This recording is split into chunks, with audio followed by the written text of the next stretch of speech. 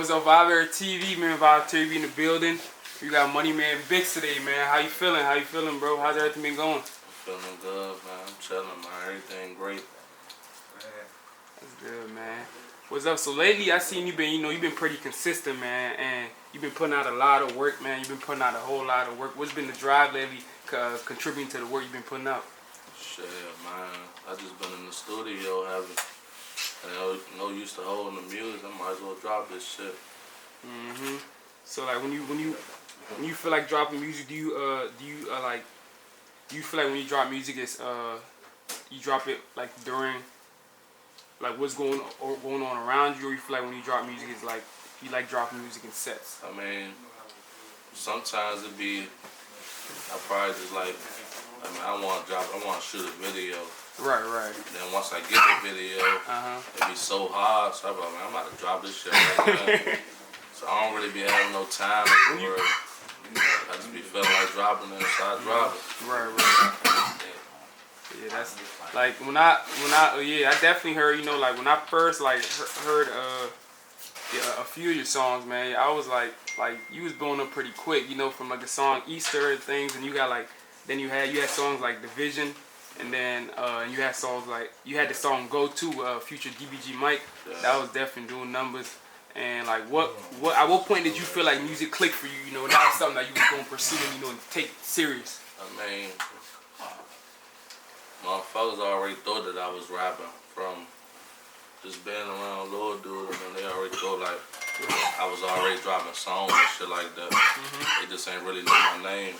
Right. So once I really dropped, and once I did something with dude, that's when they really noticed me, like, that it dropped on his platform. Right. So they were like, oh yeah, that's Slim right there that be in all the videos. That's who he always be with. So then they started going back to my old videos that I had dropped before that. Yeah. And that's how I really started gaining my fame. That's dope. So it's kind of that love and support. Like, how did that relationship come about? Was that something where you guys grew up together, or was it kind of like, like? I mean, we was in school together. Y'all like went to high school together. Oh. Like 2011.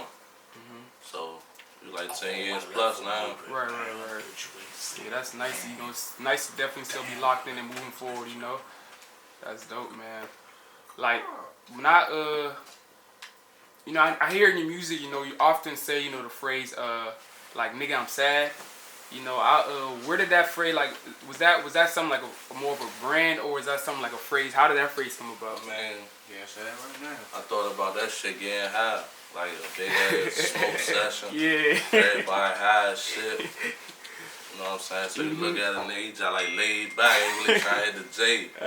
Nigga like, Lord, he sad, you hear me? Yeah. He got a sad face, be high as shit, eyes all red. Damn. You know what I'm saying? So that's what that really came up from. And we ran with it. Yeah. Started as a joke, we laughing and stuff like that. And just ran with it, because really people really get sad off the weed and shit like that. That's crazy. Man, like, so as an artist nowadays, it's definitely a lot going on with, being an artist. Like, it's, it comes with a lot of, like, of course it comes with a lot of hating, things like that. Like, do you feel as an artist, you have you guys have a bigger target on your back? I mean, yeah. Because there's a whole lot of cloud chasing out here. So you gotta always be aware and on point. Because a motherfucker try to get clout off you.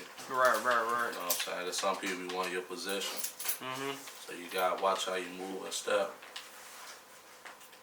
Like, it's crazy how you mentioned that. Like, what do you feel drives like the hate?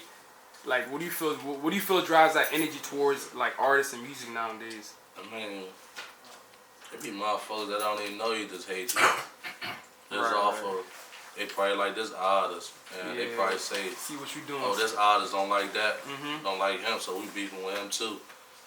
You know what I'm saying? Or probably just a nigga slick hate him off of what a nigga got. That definitely slows down a whole lot of things. But like, what are as far as music, I definitely see you got a lot of things going on for yourself as well. I see you also got a clothing brand out. which is pretty, pretty dope, and like I feel like you a step ahead with that, taking a step ahead as an artist, and navigating over to also business and fashion, things like that. Where did that drive about with fashion? Did it just come about as a business perspective, or did you always were you into fashion? When I thought about making a merch and shit like that, it was just more so on trying to put it out there. Like, I wasn't looking to make no money off of it or nothing. I used my own money to really just push the slang, nigga, what I'm saying? Right. You know what I'm saying? So, like, and they just started fucking with this shit. Like, a lot of people started hitting me for it. So it's like I just started grabbing them, like, just keep going back grabbing more and more. Right. I then grabbed over like 300 sweaters. So I just like fell back from it for a while, but I'm about to get back to it. I'm really doing it by myself, so I'm doing a lot at one time. You know what I'm saying? So like I'm just trying to get things down pat and get shit in order. How I'ma do it. Cause only one person can do but so much. Right. Yeah. Wow, that's impressive. You trying to manage that. It definitely does take a lot. It takes a lot, and it takes like a lot of discipline to even run a brand and run a clothing brand and like that. So like what are some difficulties you feel like that being a businessman or being a designer, do you feel like how do you feel like that affects your your music? I mean, more motherfuckers listen to my music. Like I met a lot of people that for me not to be modeling my videos and stuff like that, I still be doing some higher numbers, 20, 30K, shit like that. For sure. But I feel as though that my music could do way more if I really put some money behind it. Put that extra step, cause like a lot of days, like our artists, nowadays will think video rate is where it stops at, but it really doesn't, cause it's a big load, and it's a big network of music, and it's a lot of artists out, they even to compete to that first, second level, it takes a lot more. It's not just gonna be a music video drop, cause there's people putting 100,000, there's labels out here putting millions in their artists, so it's that itself right there. How you say you want to come in with a different marketing is already going to be another way that's going to put you definitely a step ahead in that next level in the game. Getting yourself out there to the the bigger audience, because there's people out there that that probably that they hear you to get it to their could be a whole different part of the world. That's a whole different type of money. Right. Oh man, but hey, what's one female in the industry? I would say that what's one female in the industry that you would want to get with? There's a lot of them. I mean, I'm cool on that though, but I don't really be looking at them industry females. I probably look at them on Instagram and shit like that, but I ain't really into that for real. Yeah. You know what I'm saying? You could build your own female up to be them. Right. You know what I'm saying? So you ain't gotta wish you could have her. The female you already got, you can build her up and have her looking the same way, and everybody gonna want her. That's real. You know what I'm saying? Yeah. People only really be wanting females because the next person I have, I ain't really into that. Right. I'd rather just stay down and make my own female, that female, and build with her. That's real, man. I would say that's definitely real. And, that's something that's very respected. Building somebody and building a family, really build something clothes, something clothes and take you far. Right. That's dope. That's a positive and dope mindset to have. Like growing up, did you grow up in where did you grow up? It's hers. Was it Northeast DC? Yeah, Northeast DC. Don't come. Risk it all game. Nah, forever. Now I'm sad. Name of time. Double back. Right there on the north. Shit get risky.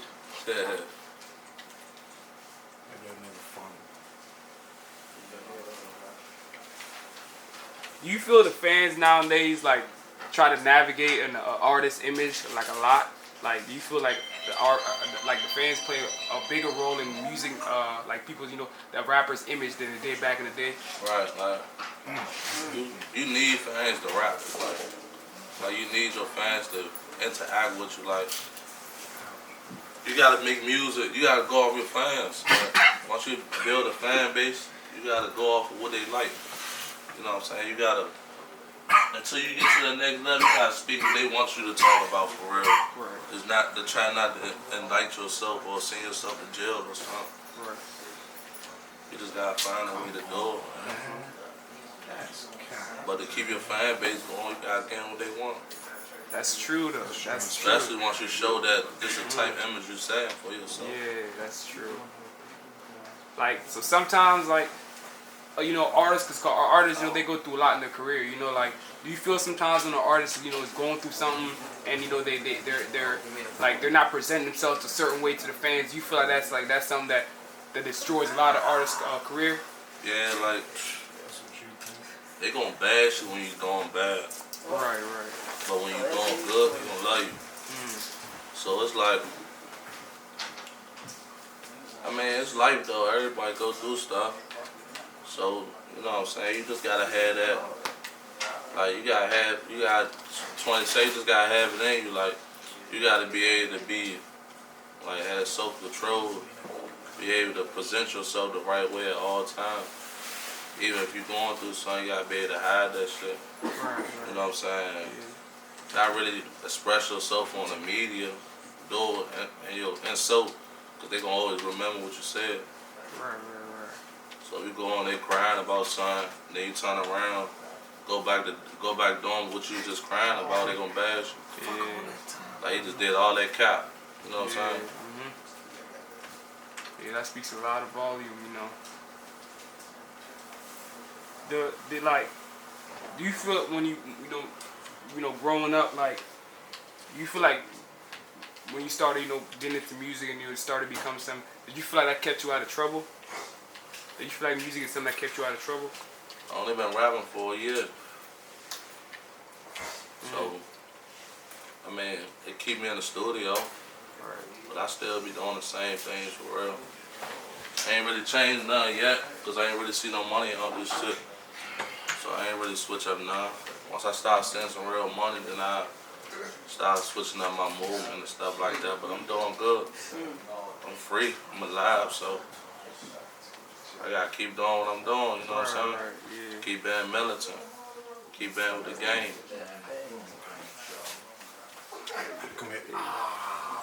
Are you independent? Yeah. Do you play or stay independent? I mean, whoever route this shit take me. You know what I'm saying? Whoever talking good numbers, you know, I'm very intelligent, so, you know what I'm saying? Shit don't fly past me. So, shit the right way, you know. We might talk that route. Shit ain't the right way, I'm gonna stay independent. I'm doing this shit. No manager, no nothing, just the game. Yeah. You know what I'm saying? I ask for their ideas. I think I should do this song sound cool. Yeah. I should drop this song. Sometimes they tell me, nah, don't drop that. I probably still drop it. Yeah. You know what I'm saying? Yeah. So that's all I get my ideas and shit from. This shit come out the mug.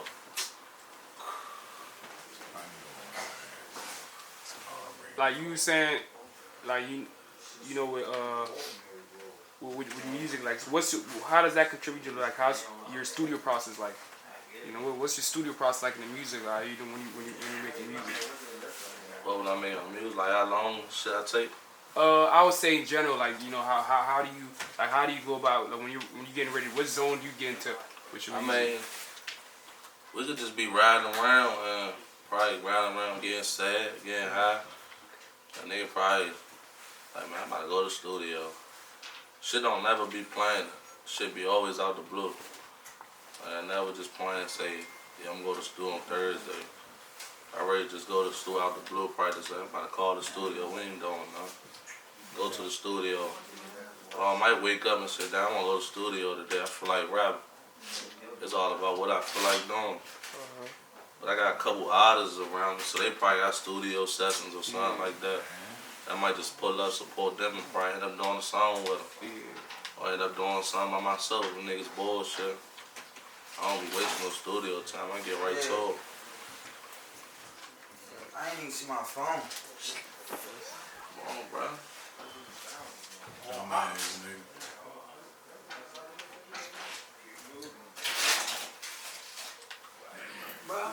already a bitch. Bro, come on, bro. The bag, I'm right there, bro.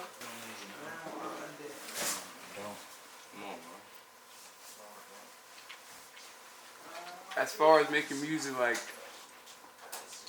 well, when's the next time you gonna drop a we gonna get a Moneyman big project? I just dropped a video like 2 days ago. Yeah, definitely. A jump called Letter to the Homies. I just dropped that. I might have dropped a tape called When They See Me Shine. You know what I'm saying? I probably dropped that like March. Probably dropped that like March. Okay. I don't know how many songs yet. I got so much songs. I don't know if I'm gonna make some new shit, put some old shit on there. Right.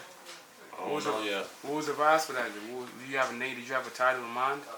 Well, for the tape. Yeah, for the tape. It's one called When They See Me Shine. When They See Me Shine. Okay. When They See Me Shine. I started off, my first tape was No Looking Back. Right. Now my first tape was Clay Turd Baby.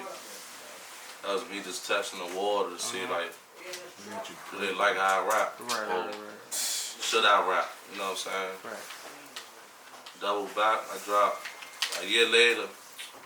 After I dropped that Clay Turd Baby, I ain't dropped no more music. I just dropped that John, shot a video. That John ain't really do nothing. So I waited a whole year to drop some more music. Drop No Looking Back jump.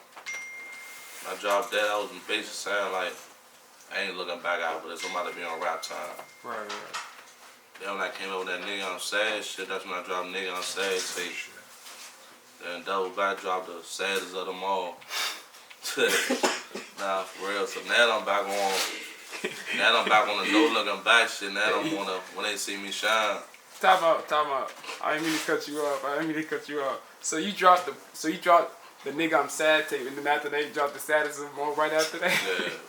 So what, around that time period, what exactly do you feel like was, contribute to the titles of, because it was, that's a pretty, like, was that a pretty, like, sad time around that period? Nah, I mean, around that time when I dropped that Nigga I'm Sad, I had everybody getting high as shit. Oh. So it's like, I'm about to push this shit. Everybody smoking big blunts, pouring up drip, you get me? Yeah. Everybody getting sad as shit, so I'm like, oh nah, they fucking with that shit. Right. It's that shit you get high to. You know what I'm saying? So I would drop that shit. Then Double Back, the Saddest of them all. Don't nobody get high than me. Right. You know what I'm saying? I be up there. You know what I'm saying? I be up there with them. Nah, for real.